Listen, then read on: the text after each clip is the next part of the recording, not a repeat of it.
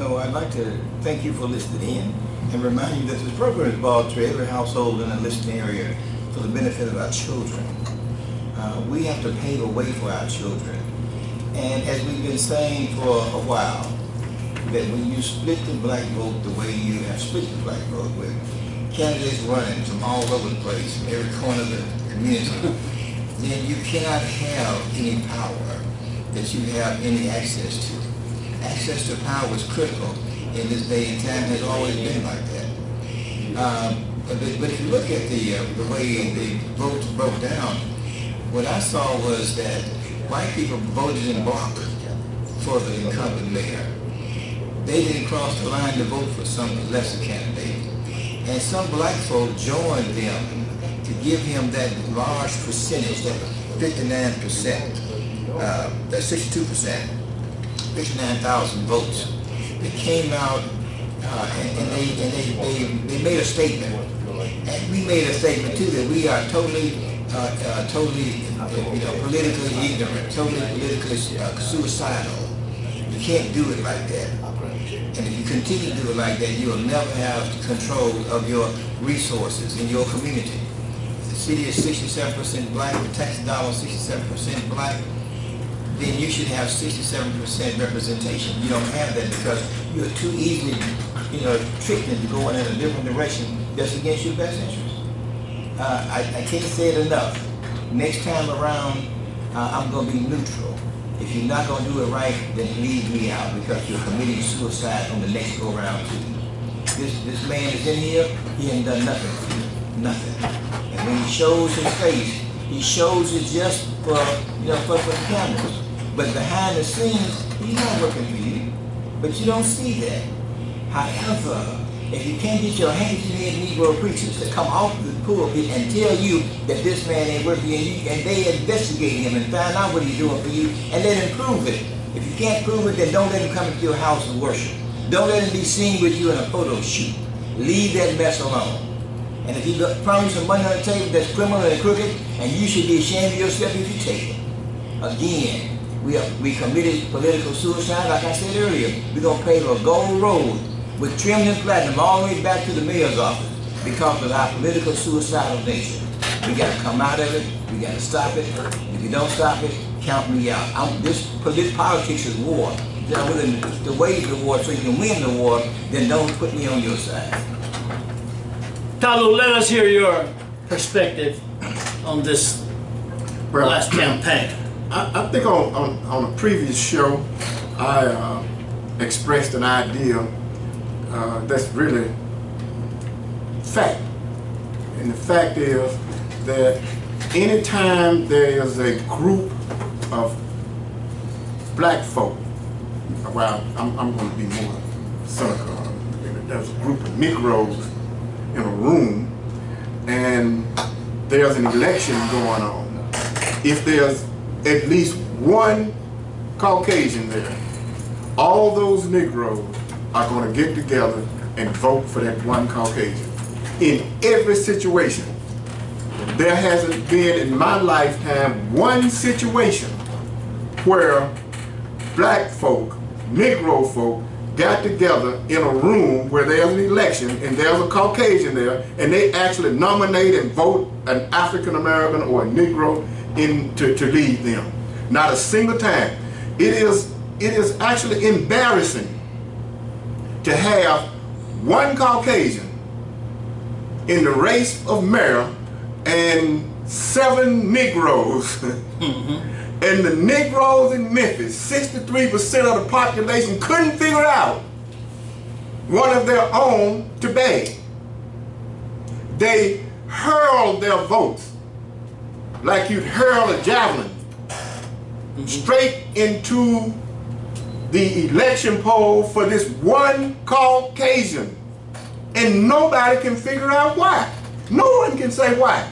No, you go on the street and ask any Negro, why is this man the mayor of Memphis? They cannot tell you why. If they are honest and they voted for him, they cannot say why. It's only because of his skin color. That's all. His skin color.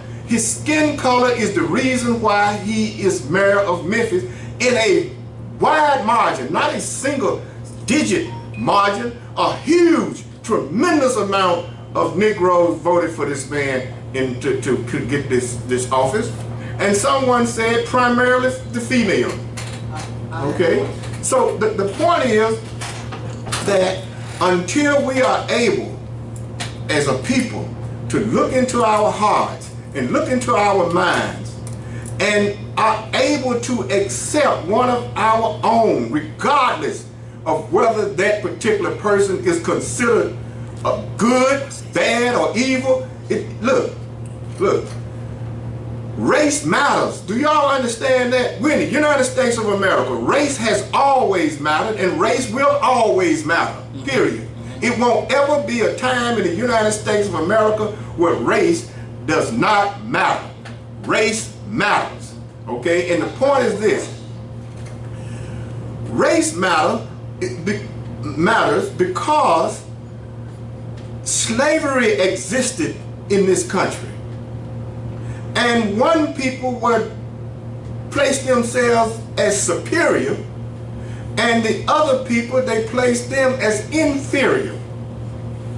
There is nothing that you can do as a black person in America to overturn that.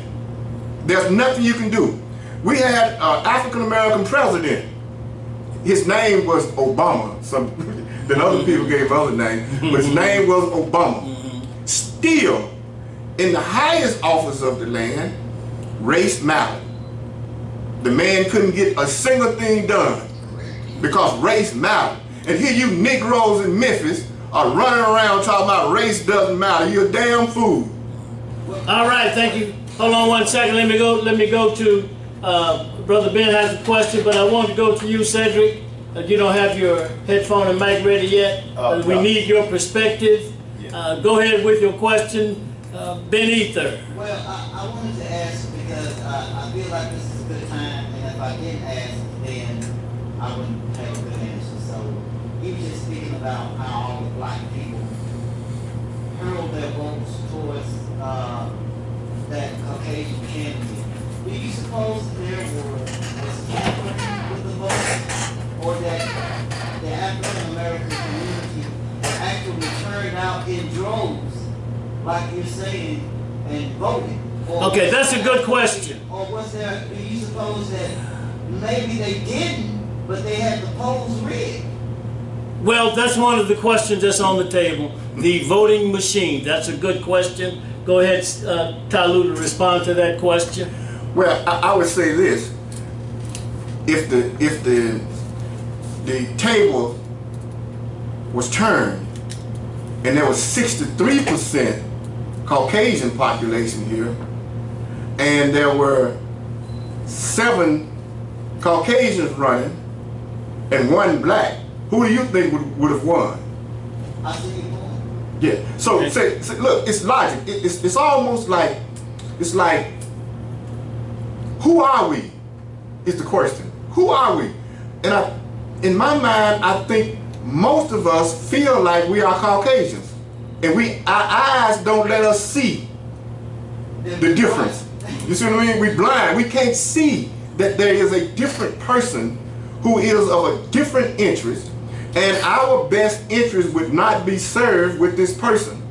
We couldn't see that, and we can't see it. So I subscribe to the idea that every time there's a race where there's at least 1 Caucasian and multiple black folks, we shouldn't even go to the poll and vote. We should just concede to the white guy, because the white guy is going to win. I'm going to tell you what we're going to do. Now this is real logic. We're going to save a lot of time, we're going to save a lot of money, and we're going to save a lot of frustration. We just concede right off the top. Don't even try anymore. Because if we keep trying, we're constantly showing our insanity. It says that every time you do something, and repeatedly, and the outcome is the same, but you expect a different outcome, you're a damn fool. So African American people in Memphis are simply damn fools. Hold on, Ben. Hold on. Brother Ben, hold on. Hold on. I want to go to Omar now. Yeah. And Omar, Talu paints a bleak picture. I don't know if I want to go that far, but there's some logic and sense to what he's saying. He also mentioned the Negro. The Negro is one who will never, ever gain rightful ownership. And I can certainly say at this point, Taluk demonstrated that. You pointed that out just a little while, Omar. He also brought up the question of race. A long time ago, W.E. Du Bois said, the problem of America is the problem of the color line. And is that still true today, Omar? And let me ask you another question, Omar. Why is it that we don't see any white people running for mayor against Jim Strickland? Only black people, 6 or 7 or 8 or 9 insane black people. Negro, let's create, hey, can we make up a word? What's that? Let's call it Negro insanity. Yes. Negro insanity, Omar. Go right ahead, sir. And then I'll come back around to you, Ben. Actually, I think it was 10 people running. But think about, look, this is war, people. Don't you understand? Right now they have the Democratic Party trying to select the candidates to run against Donald Trump. They started out with like 19 or 20 candidates. Now they dwindled it down to 10. They're not going to have 10 people running against Donald Trump. That's political suicide. You don't do that like that. It's a party, and they're going to choose one candidate.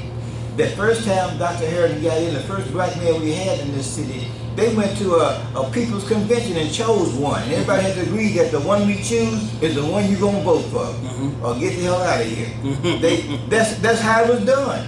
You had to, in order to come to the convention, you had to sign an agreement saying this is what we're going to do. That's political savviness. That's political intelligence. But if you're going to have 10 people running, send the black vote 10 different ways, then what you're doing is committing suicide, and you deserve to die.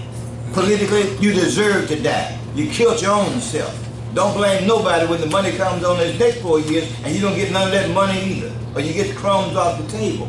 You cannot do it like that. Nobody does it like that.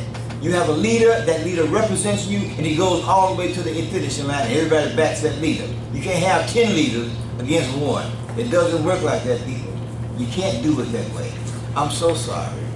I know you like your man. I know you're in love with your candidate, but if he ain't gonna win, if he's not the one that's gonna be able to make it to the finish line, then your candidate and you need to go and find who's gonna make it, and then support that candidate that will make it. Because that candidate will be able to direct those tax dollars back to your community to help you do the things you need to do to uplift your own people. If you're not willing to do that, then I'm like Dr. Luke, no, you don't vote. You're wasting your time. Go ahead, Ben. You had a question or comment? Oh, no, I was just, I'm enjoying the conversation. It's real good. All right, what we think? He says real good. Cedric, you weigh in on this topic. Well, I think that everyone actually weighed in as far as the race issue, but as far as the overall on the race, I do see that there will be hope.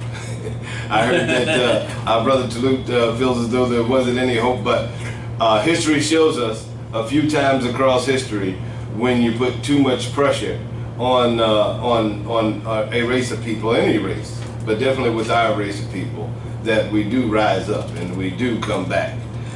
This just wasn't the season, this particular election. I know it's going to take more that to prove that we do need some unification, and we do need some upliftment and some togetherness. I did appreciate, though, at the end, and I'm gonna make this short, the young people did get together and they were willing to unite. One thing I'm gonna talk about a couple of candidates. I'm gonna name them. Okay. I'm gonna start with Leo Agowut. Now, I'm pretty sure he made that name up, but forgive me if that actually is his family name. But it's Agowhat, and that's what he calls himself. That's what he ran for mayor as.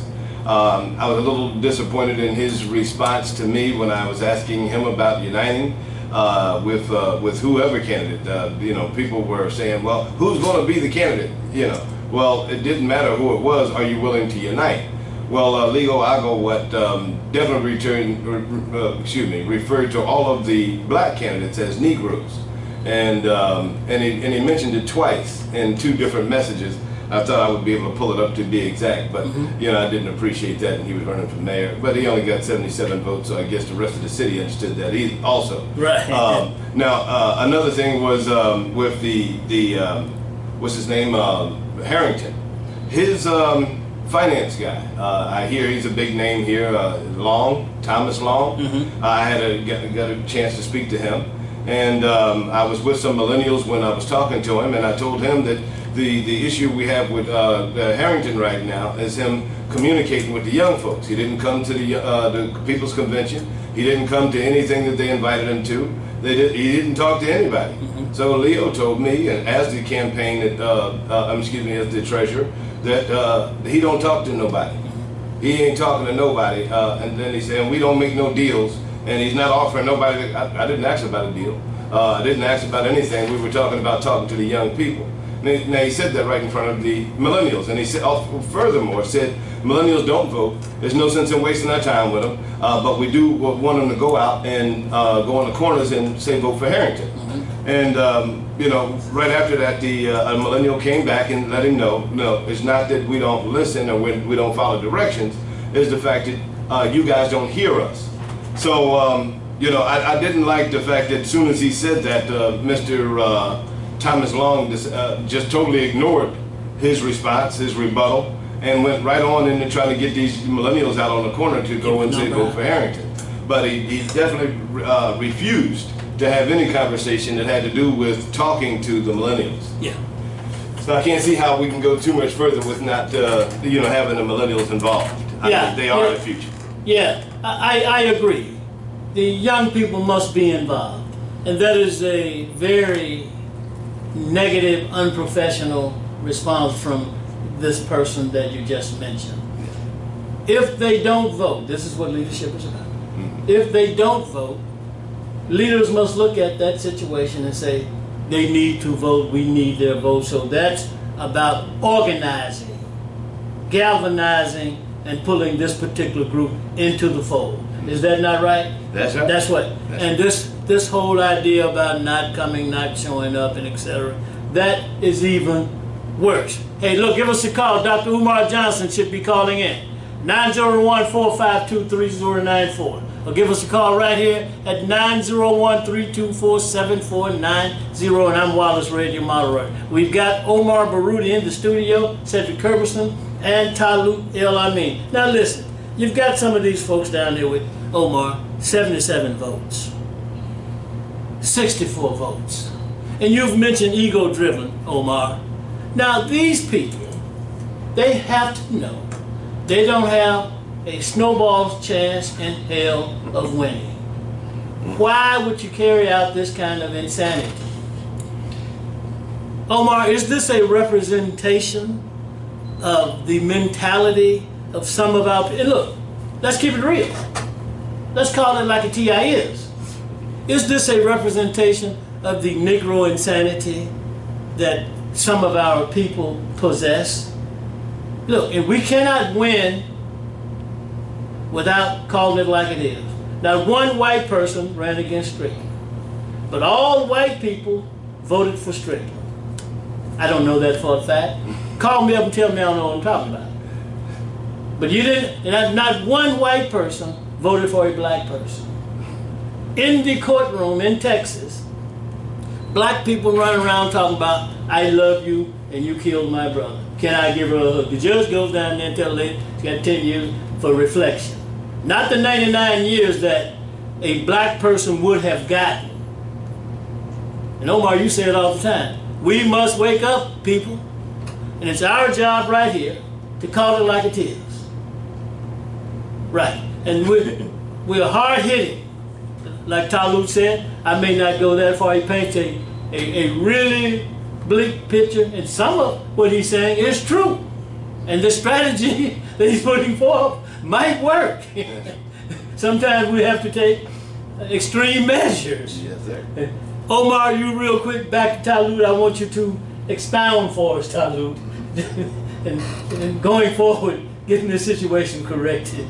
Omar, go ahead, sir. You know, again, what Dr. Luke said earlier is stupidity. Political stupidity leads to political suicide. Yeah. Okay? I can't say it enough. Yeah. Nobody does that in their right mind. Don't do that. You get these candidates running. They gonna dwindle the Democratic Party down to one candidate, and you gonna run against Donald Trump. That's how you do it, people. You don't have 10 people out there running against one man on the other side of the fence. You take it down and you find the best man and let him run and do that beating for you. But to do it the way we did it, look, you deserve what you got. And you gonna see it on this next go round, because he can't serve for this one term coming up. So if he didn't put it in your face this time, he'll put it in your face, you know, this time going around, and then you can't do nothing about it. He's already said he's gonna retire from politics once this 4-year term is over. But think about that. Today, we were talking earlier about race and racism and whatever. Donald Trump is a racist. Yet 80 to 85% of the Republican Party supports him. Donald Trump is a racist. Yet he has that 30 to 40% of his constituents that support him in his racism. And his racism is very obvious. Donald Trump is a racist, and he has even some black handkerchief head Negroes from all corners of this country that support him in his racism. He's a racist. There's no doubt about it. And Donald Trump is also a criminal. If they were to try him today, the electric chair would be too sweet a place to sit in. If they were to try him today, because he is that much of a criminal, has been that way for decades. This man is who he is, and yet we still vote for him. He even brags like he could shoot somebody, and you still would vote for him. That's the mindset that he had put you in, and he keeps you in that mindset. This is a country built on racism. It lived on racism. It will die on racism, because they will not change. Racism is what this country has in its DNA. When you go back and study that nation of people, I don't care where you go, where they set their foot on the earth, they always came in and killed the indigenous people and took the land. They always did that. They gave you the Bible and they took the land. The Indians say, we've had over 1,000 treaties with them, over 10,000 treaties with them, and they've broken every one of them. How do you lie 10,000 times and then you expect that you're going to tell the truth on the 10,001 time? It never happens, people. You got to wake up. Right now, there's Sister Ava Muhammad, Minister Ava Muhammad, is taking a tour called Separation or Death. She's saying that you need to, if they're not going to do right, you need to separate from them or die trying. You got to understand, people, you got to wake up. If they're not going to do you right, you had your own country before you came over here. You didn't need them. And you can set it up again. You still don't need them. If they need you. Most of what they got came from you. Even I heard Donald Trump say that just a few days ago, telling us, a group of black students, y'all built this country. Y'all built the White House. He's admitting that because they know your history, but you don't know your history. But once you know who you are and where you came from and what you did before they came, then you realize you don't need them. All you need is yourself and your Creator, and you can make this world all over again. You can make it new again. You got to understand that. And I want our children to definitely understand that. Wake them up. Wake yourself up. And let's stand up and be ourselves. 901-452-3094. Or you may call 901-324-7490. Now this Mr. Leo Ogowet, you pointed out that he said, you Negroes. Let me just say something. The difference between Ogowet and Jim Strickland is that Ogowet appears to be more real than Jim Strickland. That's true. You know, I don't like Jim Strickland and his disingenuousness. You know, I don't like Jim Strickland. You're not for real, Jim Strickland. I'm not a fool. You're running around hugging on black children, pretending to play basketball with little black boys, standing up in front of black preachers. You got black women talking about, I'd vote for Jim Strickland. In Frazier, we get everything we want. Have you been through Frazier lately? And it's so sad to see Jim Strickland fooling around with a little boy the little boy has a problem. It's obvious that he has a problem. But has Jim Strickland's administration instituted any kind of institutions for mental health? No, he has not. More and more African Americans are running around the streets, loose out here, with no help. Not from Jim Strickland. He's not for real.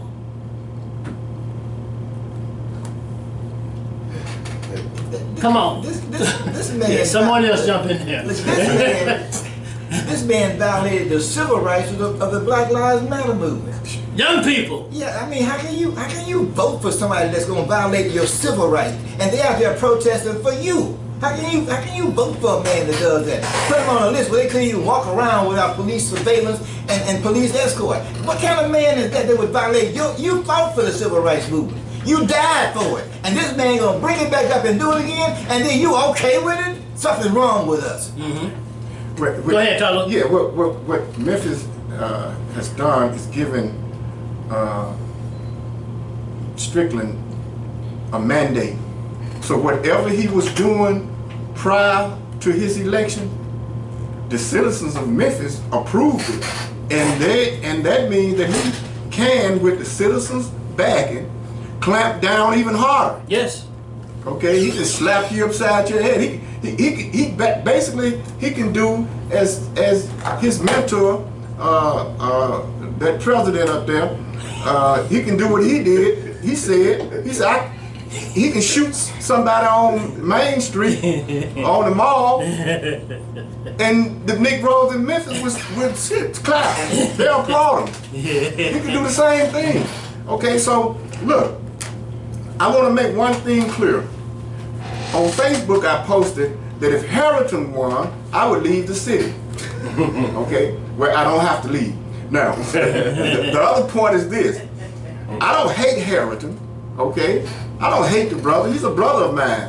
But we have declared throughout the years that if someone wins an election and do not fulfill the promise and obligation, and that person happens to be African American, we should turn our backs on that brother or sister.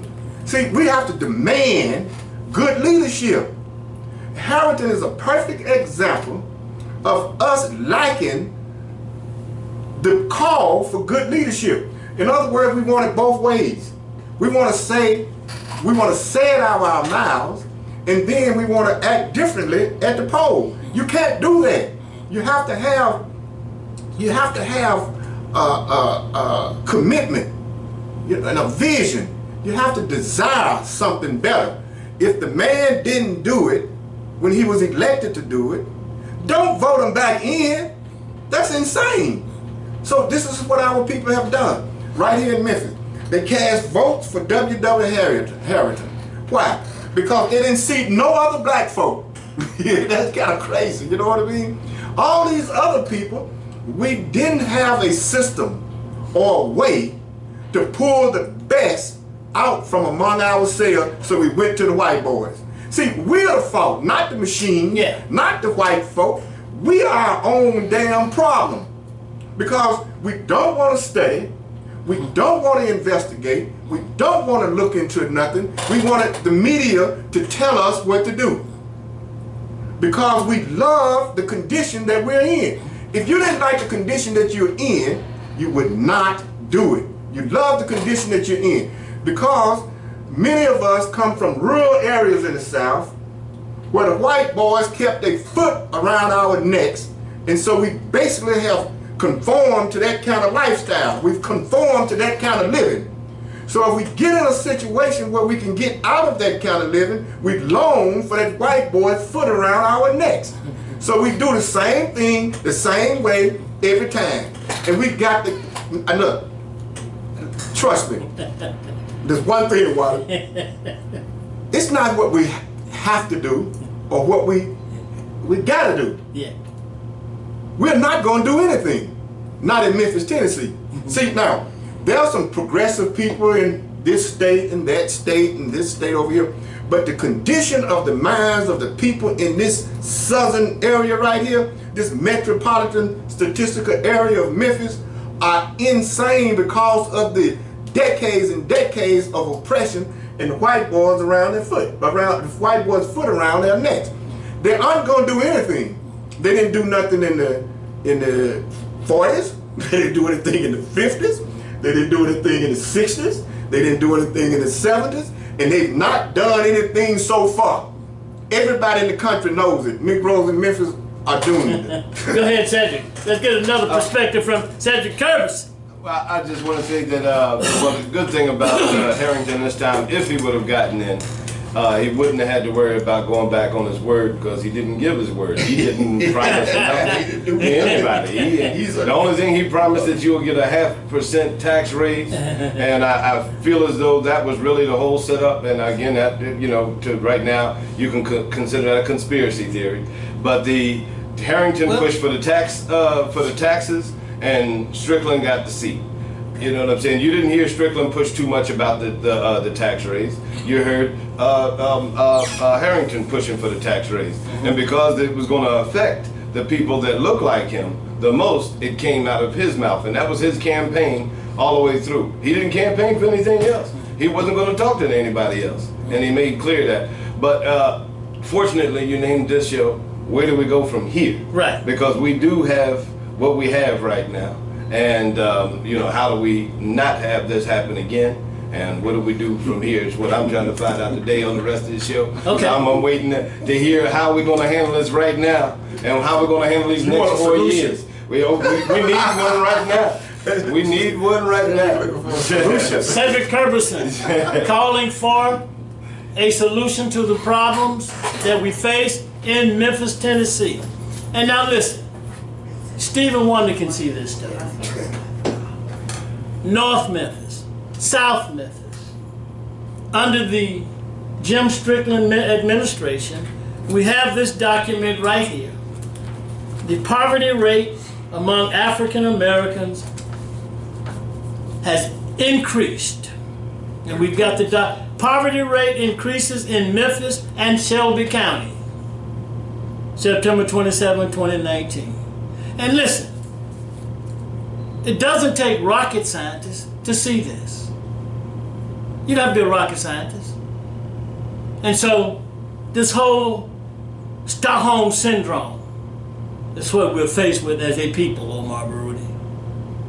We vote this guy in, and he hasn't done, well, I won't say anything because we are suspicious. Wallace, Yes, go ahead. Explain Stockholm syndrome, because the people in the audience, most of them don't know what that is. They don't know what it is. Yeah, I mean, you love your captor.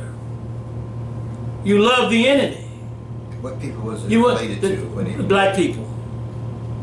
Yeah, you love the enemy, and you want to be like the enemy. Though Talut said he keeps your foot on his neck. Take it further, Omar. You know, when the Jews were in concentration camps under Adolf Hitler, some of them felt like if they're treating us like they're barbarians and they're treating us savagely. So maybe if I show him that I care and that I'm willing to do anything he asks me to do, maybe he'll love me. The slaves on the plantation, and many of them thought the same way about the slave master.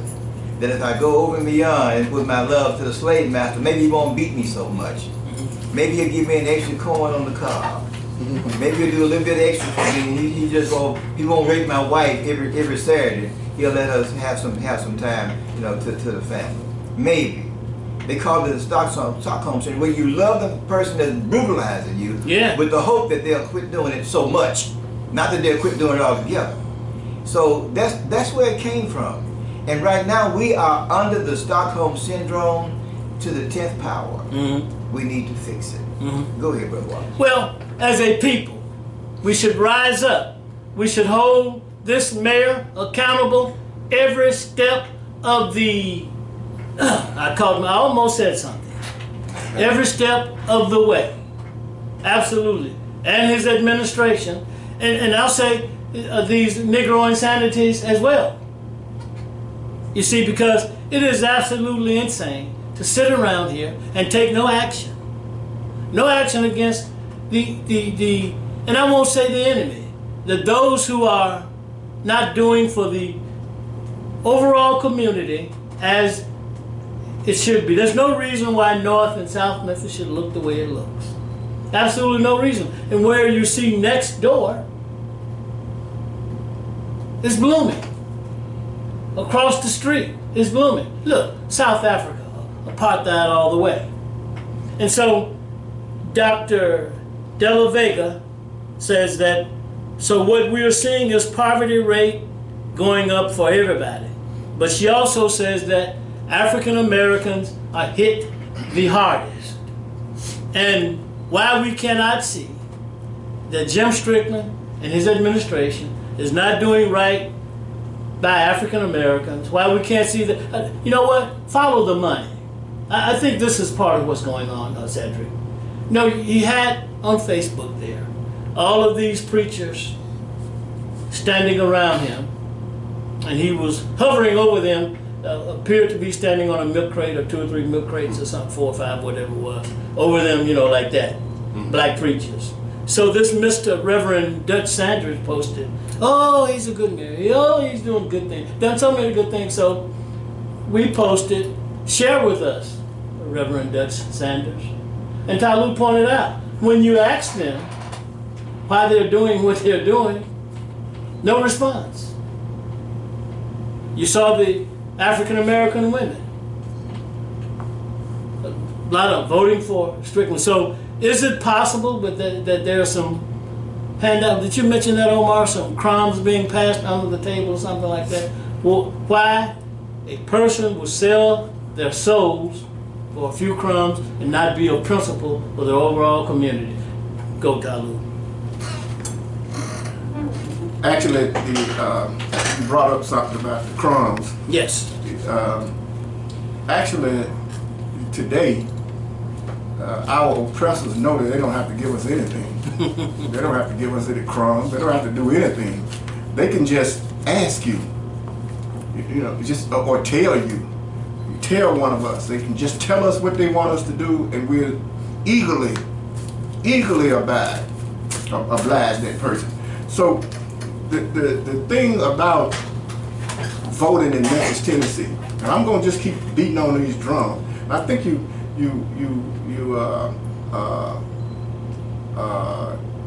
mentioned somewhat of a solution earlier, Wallace. But the point is, and the truth is, there is no solution. See, and this is why. Because we are dealing with people's hearts and minds. Okay? So you can put 1,000,000 solutions out there. They're not going to accept them. So the solution, if there is a solution, it's in the psyche of our people. If there is one. And in many cases, when people had deranged minds, God Almighty sent a prophet to help them get out of the kind of thinking that caused them to lag behind civilization or lag behind other people. You see? So it's not as simple as a group of brothers getting together saying, look, this is the solution. No, it's a complex problem. It's a mental problem that we are faced with as a people. And the best thing we can ask for, and the best way we're going to find our solution, is giving up worshiping the white man. See, once we do that, once we declare in our hearts and in our minds that these people are not superior, they are not superior, and we are not inferior, that we are capable of accomplishing the exact same thing or greater than anybody on the planet. That's what, once we get to that point in our minds, we'll become what is known as a people. But today, in our minds, we see ourselves as inferior. We see ourselves as needing someone who we believe is superior. Now, one last point. The other solution to me would be we all get together for a Day of Atonement in Memphis, Tennessee, and pray to God sincerely, honestly, with our souls and minds, that He sends somebody from among us who can lead us out of this despicable and demise condition as a so-called people. Other than that, I'm going to hold to the point. We're doomed. Thank you, Talu. But listen, I think you presented a partial solution. I think the other part of the problem, Cedric, is that we definitely should follow the money in our analysis of the problem that we face as a people. Follow the money, see where the money is going. Now, a lot of this stuff is hard to find. It's hard to see. So you have to use your imagination, and like Talu said, logic as well, to resolve the problem that we face. The other thing, the other part of the solution is that I don't think we are presenting enough programs that are solution-oriented to the government, the local government in this particular city. And the show seems to be going up against a firewall. And since that appears to be the case, we must be prepared to push that firewall down. Cedric, I want to hear more from you. We've got Brother Chris Walton in the studio with us. Yes. And say hi to Brother Chris Walton, everybody. Hey, Chris Walton, say hi to the people, Chris Walton. Hello, everybody. Go ahead, Cedric. Yeah, I just wanted to say as far as Strickland is concerned, you know, right?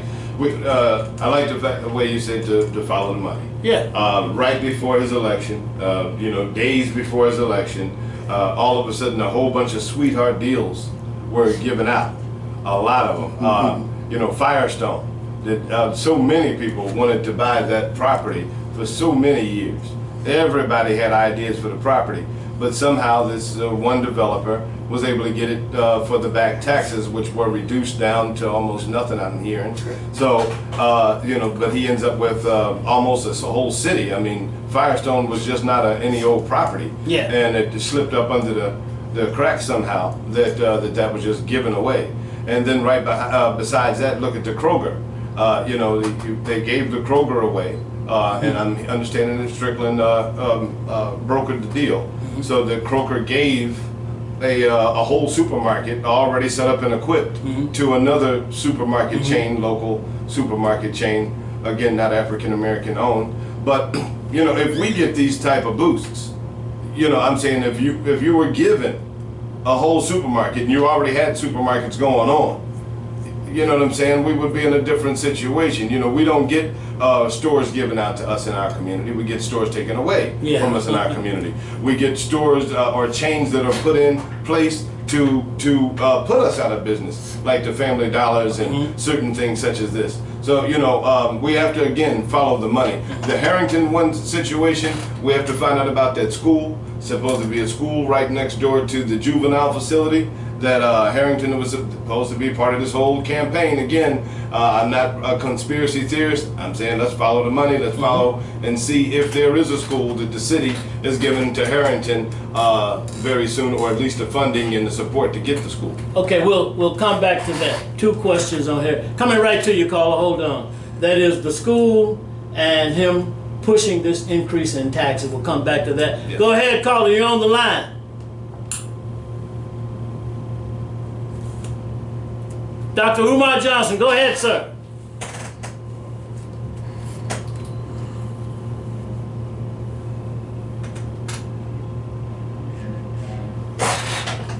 Yes.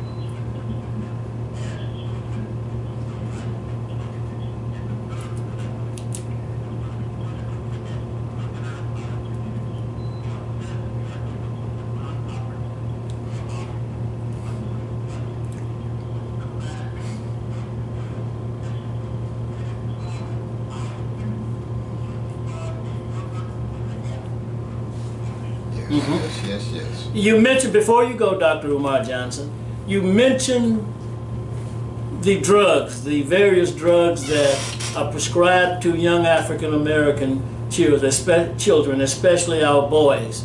Do you recall a drug called Ritalin?